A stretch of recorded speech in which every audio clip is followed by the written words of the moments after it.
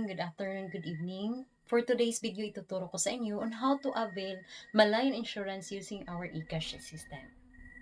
Una po nating gagawin is to log in your account. After that, mapupunta na tayo sa dashboard, then select Insurance. Select Malayan, and then select the policy. At ang policy na pili ng ating client is Policy 1. Ang coverage po nito is may makukuha po ang beneficiary ng 100,000 in case na balian, naputulan due to accident. At kung minalas po namatay dahil sa accident, may additional na makukuha ang beneficiary ng 10,000 pesos. Good for 1 year na po yan for only 80 pesos lamang po. Yes, pero syempre, para kumita po tayo as a franchisee, pwede nating ibenta ng 300 to 500 pesos po. Okay? So, potential income natin dito per day is 2,000 to 5,000 pesos. Depende po yan sa effort at sipag mo. So, malaking kitaan po talaga sa insurance pa lang. Tayo dito, after na maselect natin ang policy, ngayon po, if-fill up naman po natin yung assured detail o nung nag-avail mismo. At click next. Then ngayon naman po, i-fill up ang details ng beneficiary.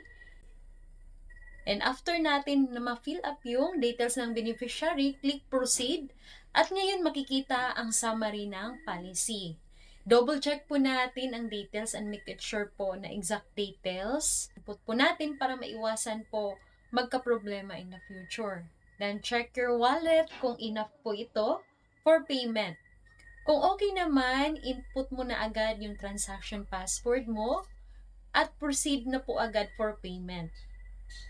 Then, automatic yan magsisend po doon sa email ng client mo. Kung okay naman, input mo na yung transaction password at proceed for payment. At automatic magsisend po doon sa email ng client. And to check, punta ka sa reports, okay? Pero sa version 2, paalala lang po, hindi natin makikita talaga yung link doon. So, only the transaction code.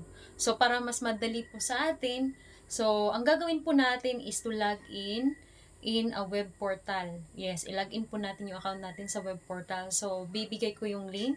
Okay, then sundan lang po natin. And, pagdating po doon, select na po ng reports, then select insurance, click nyo na lang po ang link and automatic generate po yan ng electronic policy certification.